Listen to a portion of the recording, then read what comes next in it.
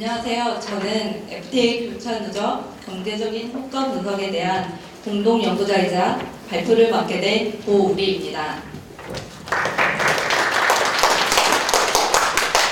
본 논문은 최근 전 세계적으로 글로벌 생산 네트워크 GVC가 심화되면서 FTA 체결국 간의 이를 더욱 촉진할 수 있는 방안으로서 교차 누적의 필요성과 구체적인 대상 국가에 관한 분석을 주요 내용으로 하고 있습니다. 먼저 목차입니다. 목차는 1. 연구의 배경 및 목적 2. GVC와 교차 누적 3. 분석 방법 및 분석 자료 4. 분석 결과 5. 결론 및 시사점 순입니다. 다음은 연구의 배경입니다. 최근 우리나라는 한 아세안 FTA 협상 개정에 합의하였고 칠레와 인도와도 협상 개정을 앞두고 있습니다. 이렇게 우리나라는 이미 15개 주요국가 FTA를 체결한 상황으로서 현 시점에서는 이미 발효된 협정을 업그레이드하거나 FTA 간 연계를 통하여 무역 협정의 파급 효과를 늘리는 것이 필요합니다. 과연 업그레이드를 하기 위한 구체적인 방안이 무엇이 있을까요? 저는 최근에 유럽 및 캐나다에 의하여 주도적으로 추진되고 있는 교차 누적을 제안합니다.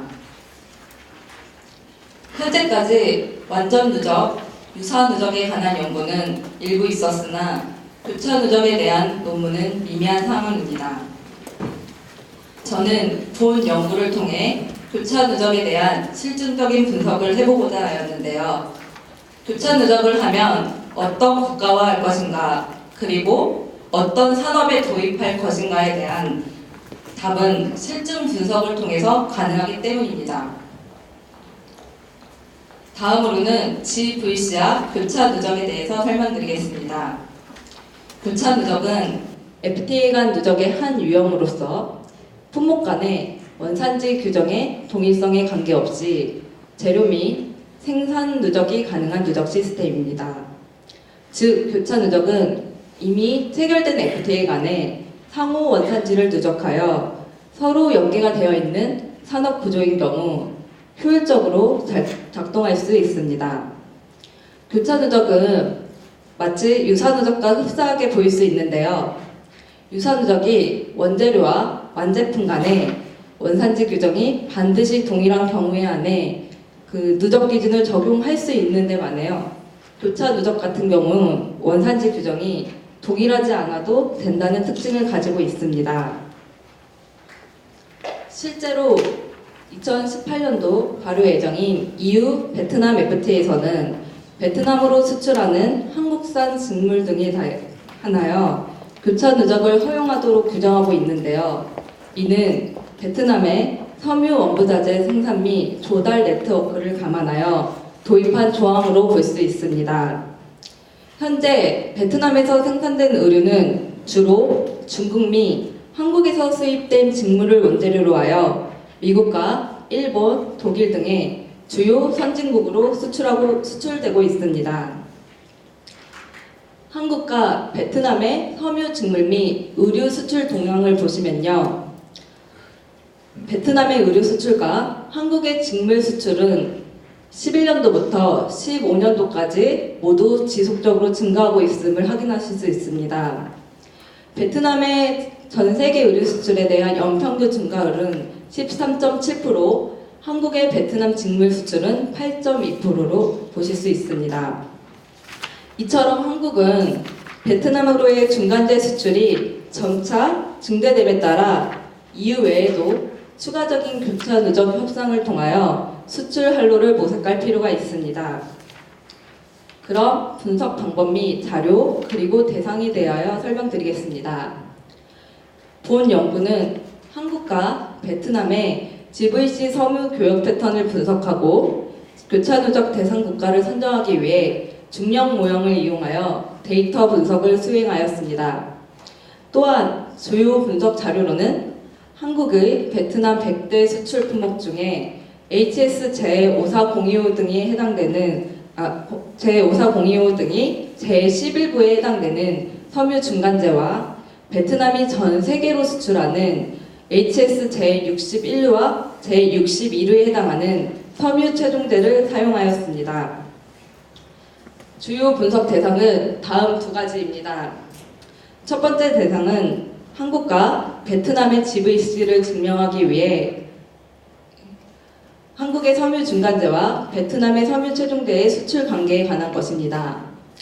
두 번째 대상은 한국의 기체결 FTA 중에 GVC의 활용도가 높아 교차 누적 활용 가능성이 높은 국가 또는 협정을 찾아내기 위한 것입니다. 이러한 분석을 위하여 저는 두 가지 중력 모델을 사용하였는데요. 보시는 것처럼 모델 1은 한국과 베트남의 FTA 효과 분석을 위해 사용한 중력 모형입니다. 각 변수는 우선 베트남의 섬유 최종재 수출을 종속 변수로 하고 한국의 베트남 섬유 중간재 수출을 독립 변수로 하는 중력 모형입니다. 가운데 보시면 VFTA와 KAFTA는 베트남이 체결한 FTA 협정국이고요. KAFTA는 한 아세안 FTA를 말합니다. 그냥 교차 누적 도입이 필요한 협정 분석을 위해 사용하였습니다. 그럼 분석 결과에 대해서 설명드리겠습니다. 먼저 모델 1을 분석한 결과 한국과 베트남의 GVC 효과를 확인하였습니다. 베트남으로의 섬유 중간재 수출이 1% 증가 시 베트남의 섬유 최종재 의류 수출이 1.7% 증가한다는 것을 계량적으로 확인해 볼 수 있었습니다. 모델 2를 통해서는 보시는 것처럼 후에 나타나 미국, EU, 캐나다, 칠레 순으로 베트남의 섬유 최종재 수출 규모가 큰 것으로 나왔습니다. 이런 분석을 통해서 얻은 결론을 요약하면 다음과 같습니다. 먼저 베트남의 의류 수출에 있어 한 베트남 FTA, 베트남이 체결한 FTA, 한 아세안 FTA 발효가 베트남 섬유 수출에 영향을 미쳤음을 알 수 있었습니다. 또한 칠레, 미국, EU, 캐나다 4개국과 베트남 간의 FTA가 체결되고 이 협정에 교차 누적을 도입하게 되면 한국 섬유 중간재 수출이 증가될 것으로 예상됩니다. 본 연구를 통하여 얻은 시사점입니다. 첫째는 섬유 산업 교차 누적 도입을 위한 한국 정부의 외교적 노력이 절실합니다. 둘째, 한국의 베트남 최대 투자 산업인 전자기기 및 자동차 등에 대한 교차 누적에 따른 효과 분석도 추후 검토해 봐야 할 사항입니다. 셋째, FTA 상대국의 교차 누적 도입 요청 가능성에 대하여 검토하고 이에 대한 대응 방안을 마련해야 할 것입니다. 이것으로 발표를 마치겠습니다. 감사합니다. 네, 고맙습니다.